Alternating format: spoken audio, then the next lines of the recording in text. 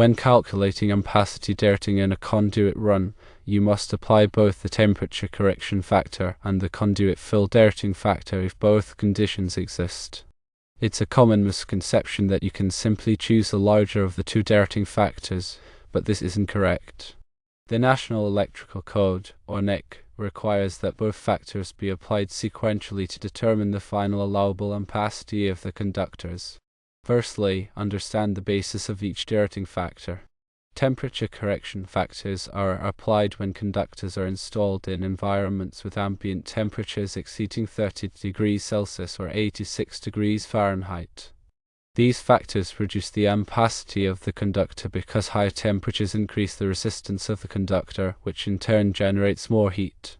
Exceeding the conductor's temperature rating can damage the insulation and potentially lead to a fire hazard. Secondly, conduit fill derating factors are applied when the number of current-carrying conductors in a conduit exceeds 3. When more conductors are bundled together in a conduit, the heat generated by each conductor cannot dissipate as effectively. This increased heat buildup necessitates a reduction in the allowable ampacity of the conductors.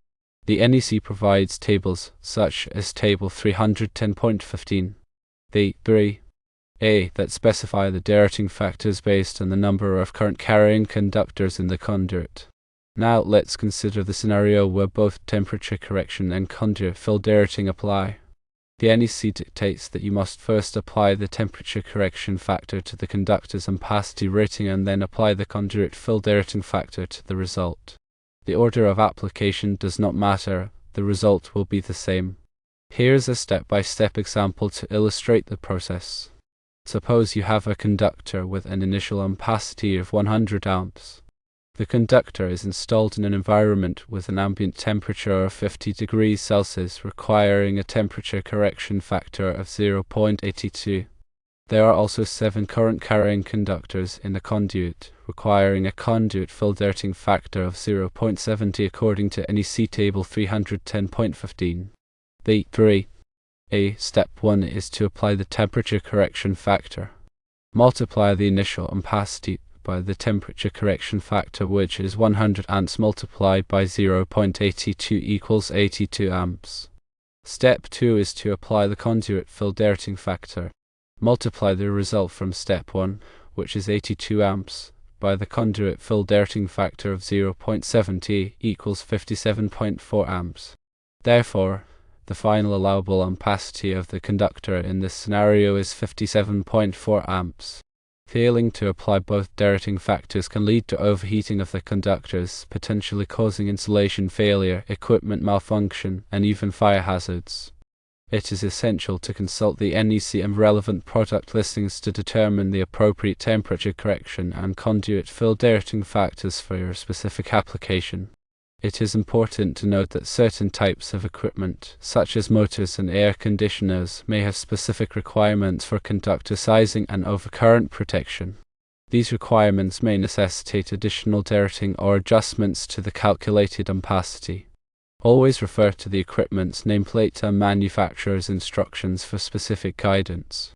In addition to the NEC, local electrical codes and regulations may also impose additional requirements or restrictions on conductor ampacity and derating. It is crucial to familiarize yourself with these local codes and regulations to ensure compliance. When performing ampacity calculations, it is essential to use the correct conductor ampacity ratings. The NEC provides tables such as Table 310.16 that specify the allowable ampacities of conductors based on their size, insulation type, and temperature rating. Ensure that you are using the appropriate ampacity rating for the specific conductor you are using. It is also important to consider the voltage drop in the circuit. Voltage drop occurs when the voltage at the load end of the circuit is lower than the voltage at the source end. Excessive voltage drop can cause equipment to malfunction and reduce its efficiency. The NEC recommends limiting voltage drop to a maximum of 3% for branch circuits and 5% for feeders. To minimize voltage drop, you may need to increase the size of the conductors or reduce the length of the circuit. In some cases, it may be necessary to use a voltage regulator to maintain the voltage within the acceptable range. Furthermore, the type of conduit used can also affect the ampacity of the conductors. Some types of conduit, such as PVC conduit, have lower thermal conductivity than others, such as metal conduit. This means that heat will dissipate more slowly in PVC conduit, which may necessitate additional derating. The NEC provides guidance on the ampacity of conductors in different types of conduit. When installing conductors in conduit, it is important to follow the manufacturer's instructions and the NEC guidelines for proper installation practices. This includes ensuring that the conductors are properly supported, that the conduit is properly sealed, and that the conductors are not damaged during installation. Damaged conductors can create hotspots and increase the risk of fire. To summarize, calculating ampacity derating in conduit when both temperature correction and conduit fill derating apply requires careful consideration of the NEC and relevant product listings. You must apply both derating factors sequentially to determine the final allowable ampacity of the conductors. Failing to do so can lead to overheating of the conductors, potentially causing insulation failure, equipment malfunction, and even fire hazards. It is always best to consult with a qualified electrical professional if you have any questions or concerns about ampacity calculations or electrical installation. In addition to temperature correction and conduit fill, other factors can also affect the ampacity of conductors. These factors include the presence of harmonics, the type of load being served, and the altitude of the installation. Harmonics are distorted waveforms that can increase the current flowing in the conductors, leading to overheating. If harmonics are present, it may be necessary to derate the conductors or use harmonic filters to reduce the harmonic content. The type of load being served can also affect the ampacity of the conductors. For example, motors and other inductive loads can draw high inrush currents when they are started. These inrush currents can overheat the conductors if they are not properly sized. If you are serving a motor or other inductive load, it may be necessary to increase the size of the conductors to accommodate the inrush current.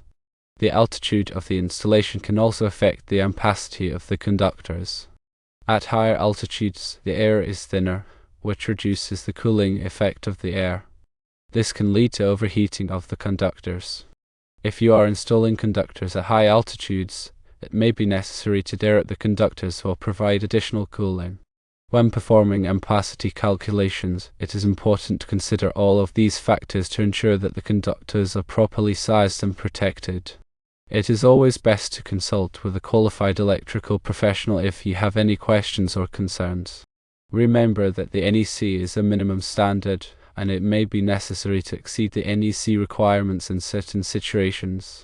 For example, if you are installing conductors in a critical application such as a hospital or data center, you may want to increase the size of the conductors to provide additional reliability.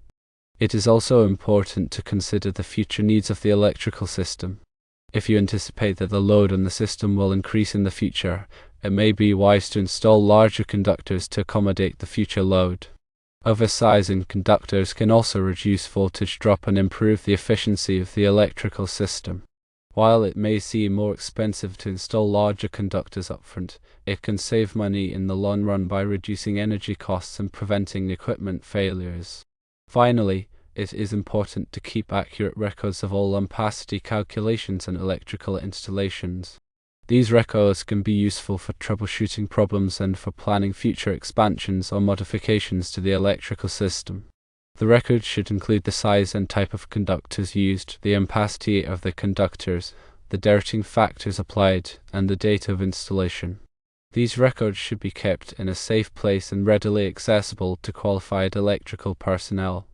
By following these guidelines, you can ensure that your electrical installations are safe, reliable, and compliant with the NEC and other applicable codes and regulations.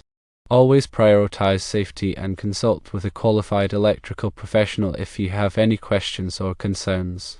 The information provided here is for general guidance only and should not be considered a substitute for professional electrical advice.